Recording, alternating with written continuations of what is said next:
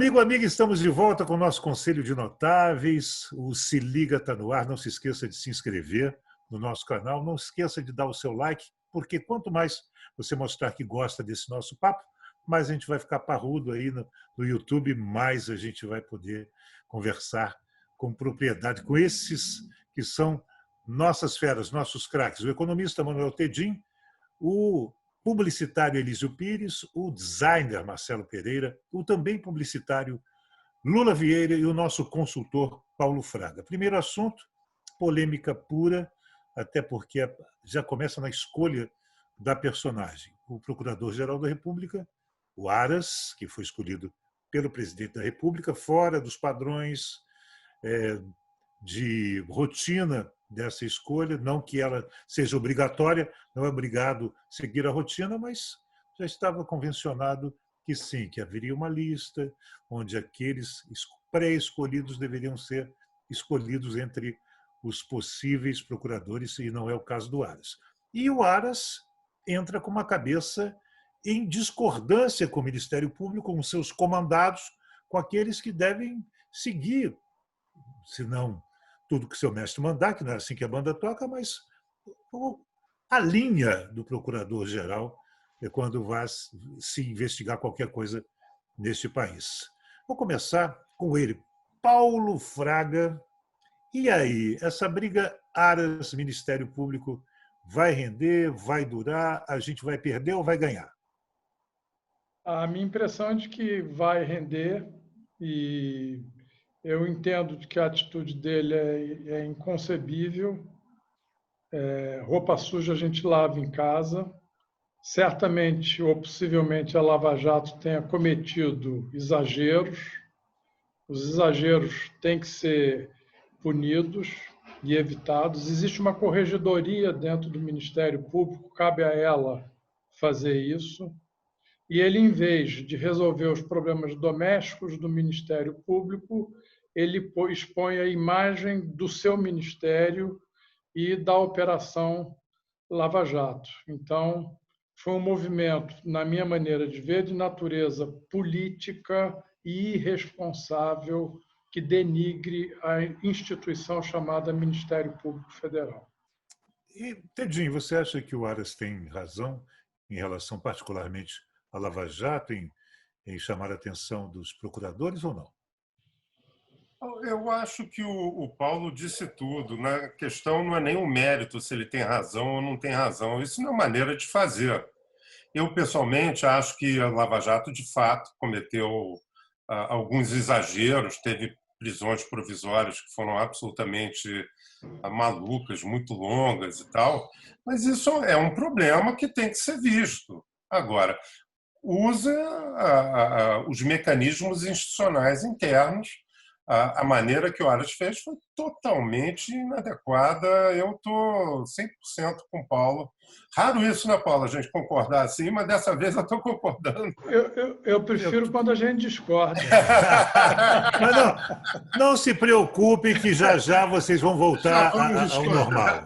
É só um tempinho rápido. Marcelo Pereira, essa briga enfraquece o Ministério Público enquanto instrumento do povo brasileiro, da nação brasileira, de defesa dos nossos direitos e da justiça, ou não? Bom, mas acho que enfraquece. Se a gente for ver de um ponto de vista mais distante, assim, né, ver o todo, acho que tem a ver com todo o viés autoritário, né, do governo atual, né? Enfim, de centralizar toda a informação, né, talvez tenha a ver também com algum acordo com o Centrão de enfraquecer as investigações e também já que o Aras é aliado do Bolsonaro, ao que parece, ele controlar as investigações gerais sobre ele próprio se protegendo, né? Então, acho que é muito grave o que está acontecendo, né? E concordo com o Tedinho e o Paulo, que é absurdo, né? Com certeza. E agora já foi divulgado agora um dossiê da CEOP, né, investigando uma investigação, entre aspas, informal, ou seja, clandestina, de pessoas adversárias do Bolsonaro, né, dos antifascistas e tal. que envolveu o Luiz Eduardo Soares e outros, está tendo uma entrevista agora no El País, não sei. Enfim, acho que isso faz parte, tudo isso faz parte dessa tentativa de controlar, de centralizar cada vez mais as investigações, até as coisas mais sob as rédeas do Bolsonaro, e ele usar isso politicamente, né, contra os adversários. Pois é, Elisa, a gente chega aí a uma situação muito grave, que é, segundo a gente está enxergando aqui preliminarmente, um governo que está rodando a roda para o seu lado, para o seu sentido, de todas as ferramentas que ela possa ter. E a mais grave de todas é a justiça brasileira, que é onde a gente se defende. Se isso é tirado de nós, aonde nós iremos, Elísio? Na realidade, eu queria fazer uma ressalva que eu sei que vai causar uma certa polêmica aqui, mas faz parte. Na realidade, essa ação do Aras, por razões que a gente pode até discutir durante o programa, não tem como objetivo somente acabar com a Lava Jato, não. Sim. É acabar com 2022. Só para lembrar, tem um senhor chamado Sérgio Moro, que foi a grande figura da Lava Jato. Na realidade, essa combate à corrupção no Brasil tem um marco central, que é o início da Lava Jato e do Sérgio Moro lá em Curitiba. Só para lembrar, o Sérgio Moro foi quem realmente conduziu a Lava Jato, cometeu provavelmente alguns excessos, excelentes excessos, excepcionais excessos, que levaram para a cadeia esse bando de vagabundo aí, de todos os lados. De todos os lados. Foi do governo. É só lembrar o Petrolão, o que é, né? Então, eu gostaria apenas de deixar claro isso. O objetivo é muito mais 2022 do que agora. Tanto que tem até uma promessa de próxima vaga do Supremo ir para um tal de Aras. Até isso está rolando na praça aí, né? Isso para começar a discussão.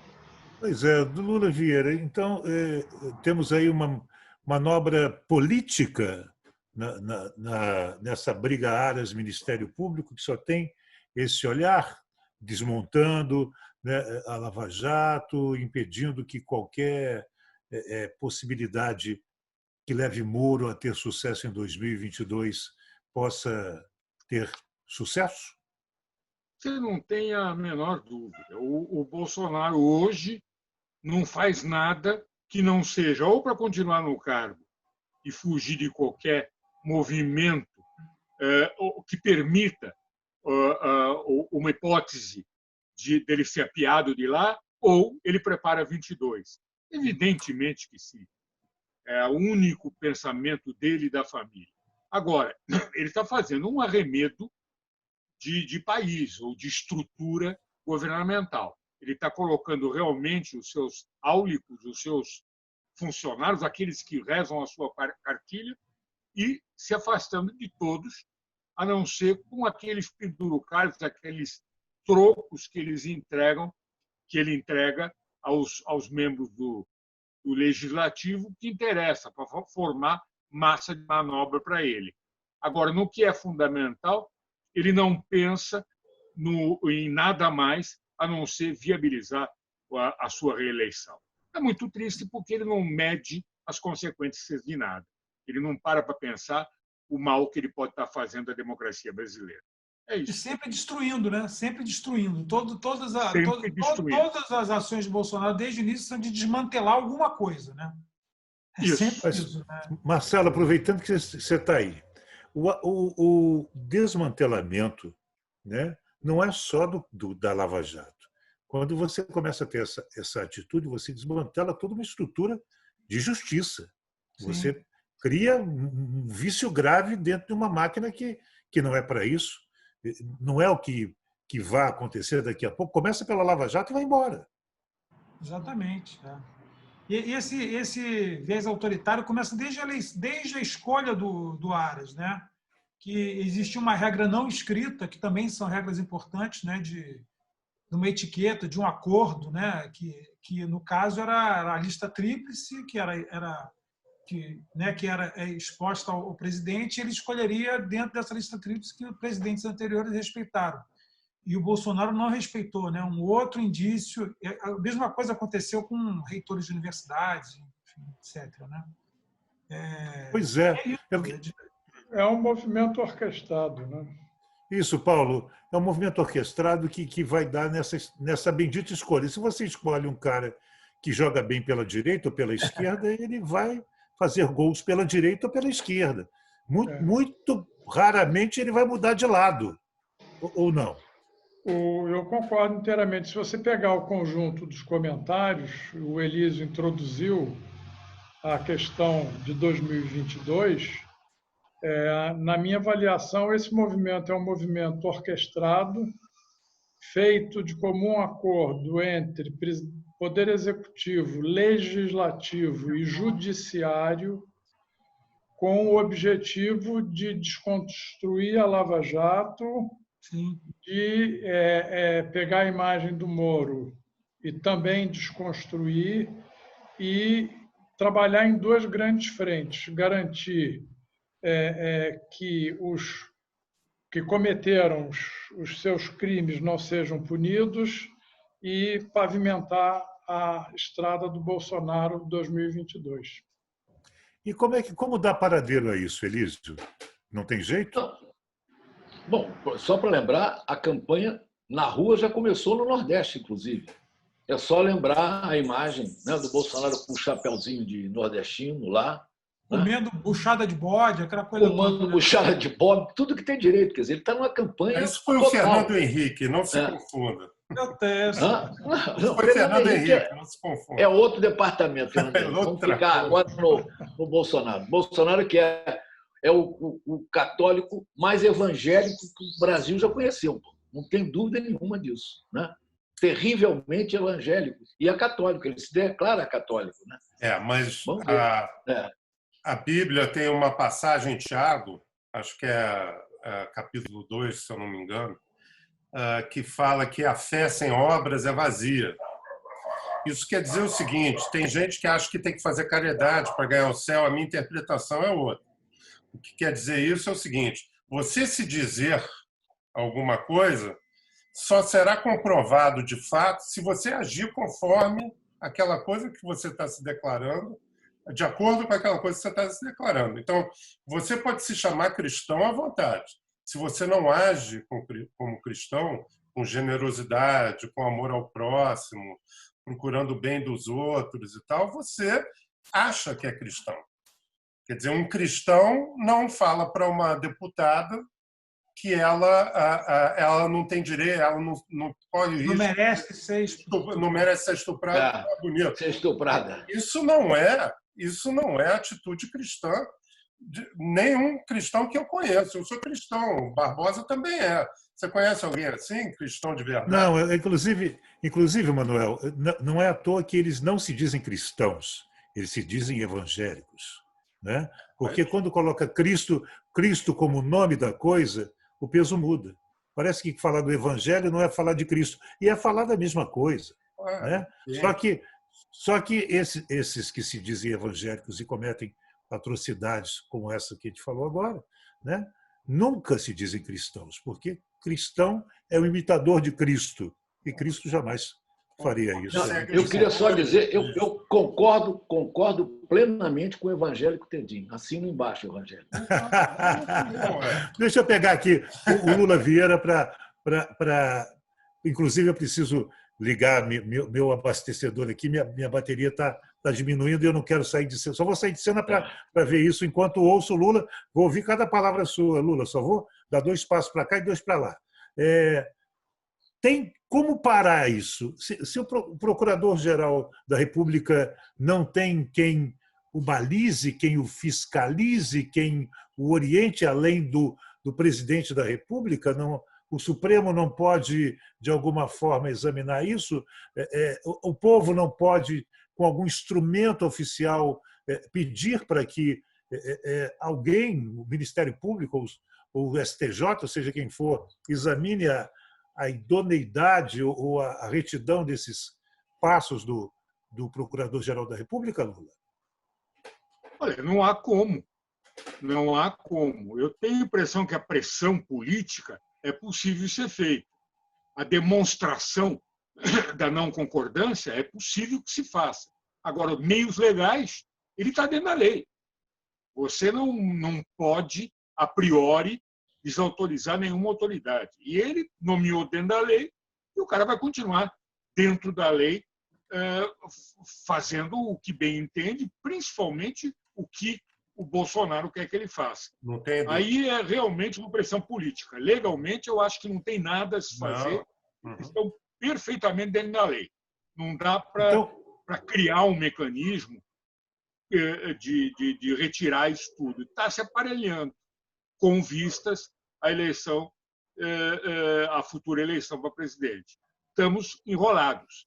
Temos que fazer pressão o máximo que podemos para que eles saibam que nós estamos conscientes dessa atitude. E, Tedinho, você que é isento para falar disso, você acha que a Lava Jato foi para o brejo? Eu não acho que a Lava Jato tenha ido para o brejo. Eu acho que há uma tentativa de enfraquecê-la, de fato, mas para o brejo é impossível. A pressão popular, o povo quer isso. Não tem volta. A Lava Jato não tem volta. O que eu acho que Embora pode... a Lava Jato não tenha entregado muita coisa faz alguns anos já, né? Mas isso não quer dizer que parou. Isso não quer dizer que as pessoas não estão sendo processadas. E não é propriamente a Lava Jato em si, mas é a ideia de poder, enfim, fazer ou tomar uma atitude contra a corrupção dos poderosos. Agora mesmo o Serra e o Alckmin. Não, o Alckmin é um pouquinho diferente, porque o Alckmin é campanha, né? Caixa 2 de campanha, tem um peso diferente. Mas o Serra e o Aécio, isso não parou, e não é propriamente Lava Jato, é um corolário da Lava Jato, é uma coisa um pouco diferente. Eu acho que isso veio para ficar. O Witzel aqui, ele vai ser processado alguma hora, se ficar comprovado alguma coisa, eu acho que não é o fim da Lava Jato, não. Sabe por que eu estou falando isso, Elísio? Porque aqui no Rio de Janeiro já está uma corrida contra o relógio, né? Porque dão certo que até o final do mês a estrutura do Rio da Lava Jato vai acabar. Está circulando essa notícia. Eu espero que isso não aconteça, né? Mas não precisa ser essa estrutura. Não, até porque estavam levantando que o responsável aqui pela Lava Jato no Rio, não vou repetir o nome porque eu não gosto de falar esses nomes, era pré-candidato para o Supremo também. Isso foi noticiado com bastante intensidade, né? Então, agora que dá espaço, dá. Então, acho que a estrutura daqui é muito ruim. Esse juiz ao qual a gente não vai se referir por razões de pudor, realmente ele é o fim da picada, é uma coisa horrorosa. Eu acho que pode acabar a estrutura, mas não pode acabar a Lava Jato. São coisas distintas. É essa estrutura, esse grupo, mas a ideia de ter ações contra políticos, contra capitães de empresa, ou enfim, grandes chefes de empresa, executivos e tal, acionistas, eu acho que isso não acaba, não. Pois é, Paulo. E aí? Diga. Não, a impressão que eu tenho é de que o objetivo é botar a Água Jato padrão água morna, entendeu? E que não vai incomodar aos grandes criminosos por um bom período de tempo. Então, eu espero que não. Essa é a minha impressão. Eu não tenho dúvida. À luz até do que já fizeram recentemente, o próprio Manuel comentou, quando eles dizem que o crime de Caixa 2 para a eleição foi para o Tribunal Superior Eleitoral, né? Eu acho que é o único lugar do mundo em que Caixa 2 você carimba que para a campanha eleitoral não é tão grave como a Caixa 2 em si, entendeu? O que é um nonsense absoluto. Total. Agora, diga. É de que a sociedade, que está um pouco discreta, não deixe a Lava Jato ir para o descaminho, né? Lula, sabe o que me preocupa? Porque isso gera uma reação em cadeia e rápida. Você vê que, à medida em que o Aras se contrapõe ao movimento, né, de se apurar erros e desvios de corrupção de políticos brasileiros, logo o Senado se mexe, logo a Câmara Federal se mexe, logo eles espetam o Supremo, que impede. E caiu o Barbosa. Caiu. Mas não machucou, não. Mas não machucou. Caiu, mas não machucou. A Barbosa foi caçada. Mas ele estava falando com quem mesmo que eu esqueci? Continua. Comigo. Então, vai lá. Comenta, Lula. Eu não sei como é que ele ia concluir, mas, de qualquer forma, eu tenho a impressão que o povo vê com alguma tristeza o fim de uma coisa que foi unanimemente aceita como importante, o Lava Jato. Eu acho que isso é um golpe contra as esperanças do povo muito grande. Eu fico muito preocupado com o desânimo que isso pode trazer. Concordo.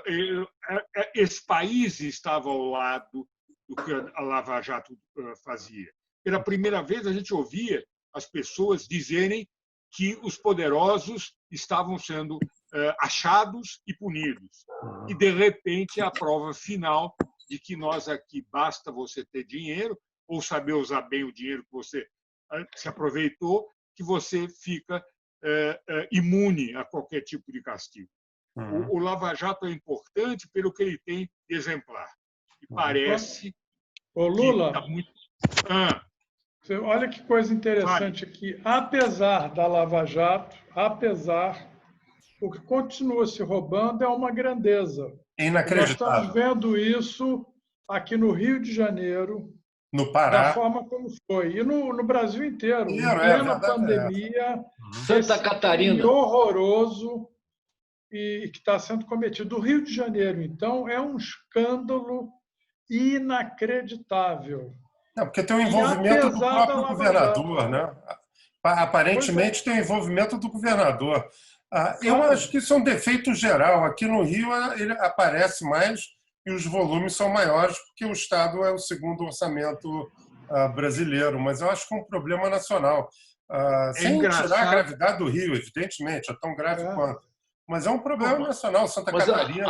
A visibilidade tem a ver com chamada redes sociais e não a ver com a natureza humana, que é a mesma porcaria. E o Rio de Janeiro requer uma investigação muito mais profunda, porque no Rio nós temos, na saúde, por exemplo, instaladas verdadeiras quadrilhas que ameaçam de morte os seus oponentes dentro da estrutura para impedir que o roubo cesse. Quem se colocar no caminho deles é ameaçado, ele ou ela e suas famílias, caso não continue com os velhos e bons acordos. Não é à toa que a gente teve um secretário aí que entrou e saiu. Isso saiu para se preservar, né? Quer dizer, o que eu achei... Saiu para se preservar, exatamente. Ele não teria como modificar a ordem das coisas. Agora, o mais triste disso, Barbosa, é que isso tem décadas, que isso não aconteceu com o Cabral, não. Isso é anterior ao Cabral. Isso é uma coisa inacreditável.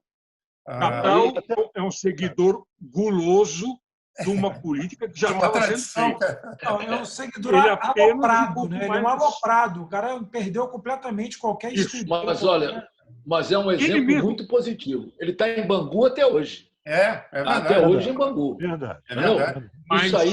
Isso aí há 50 anos atrás não tá existia. Há 50 anos atrás isso não existia nesse país, com certeza. Aqui 50, 10 anos não tinha. 10, tá bom, 10. Está feito o acordo.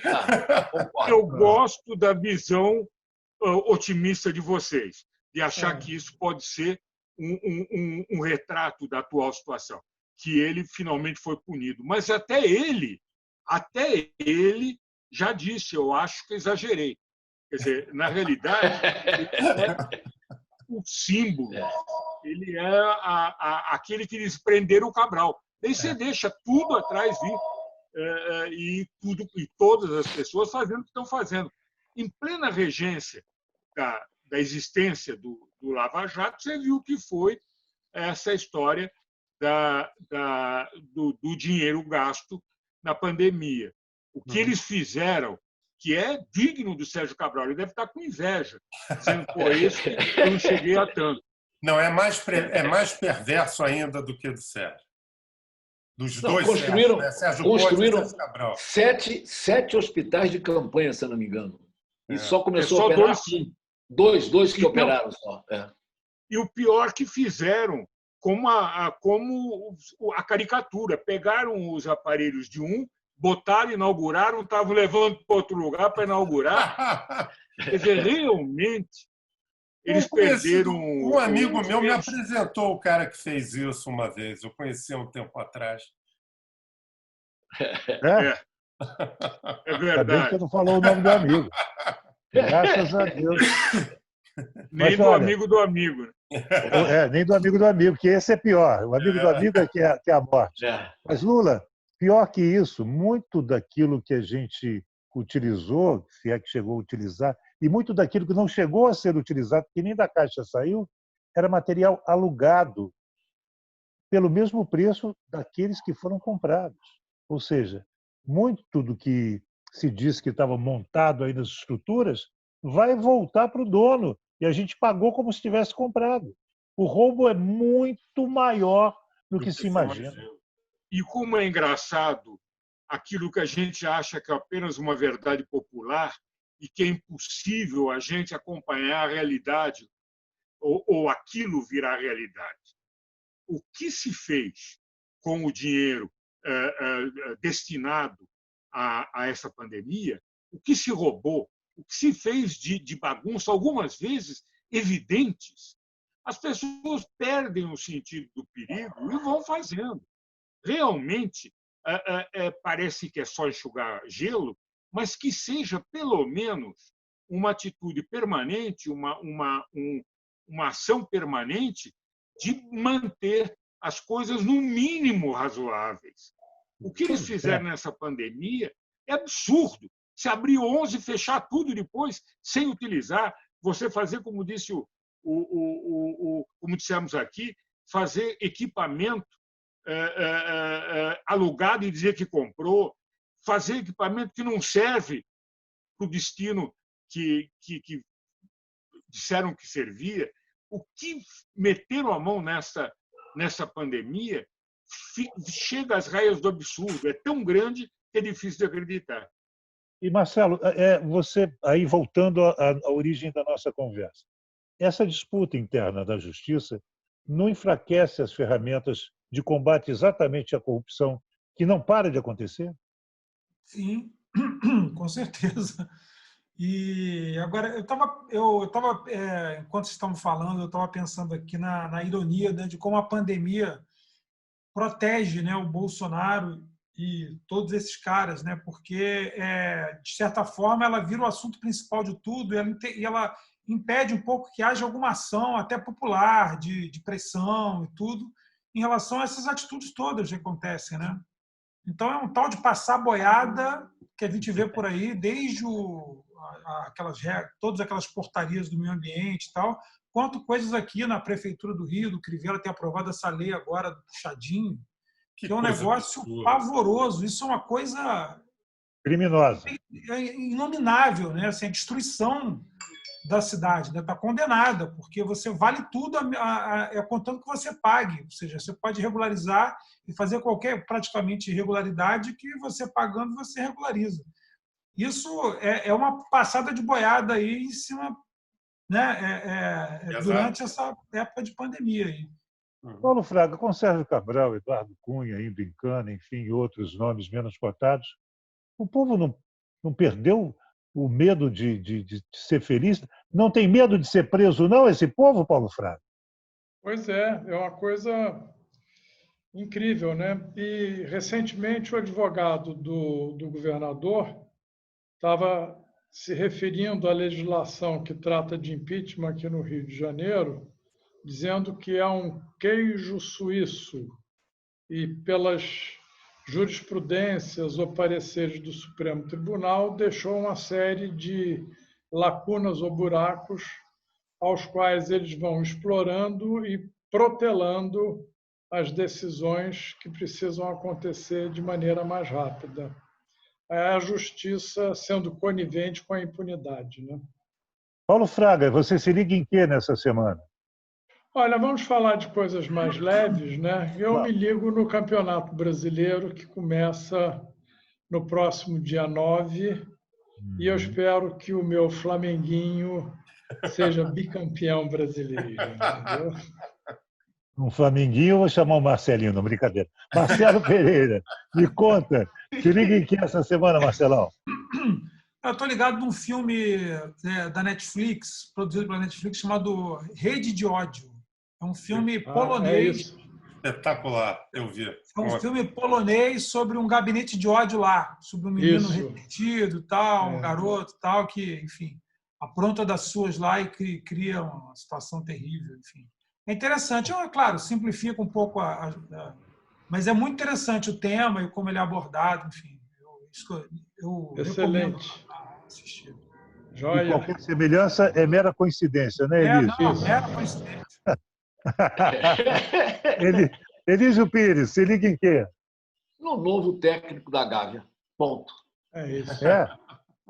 Que tem, O que da dizem Gávea? que é Do Flamenguinho.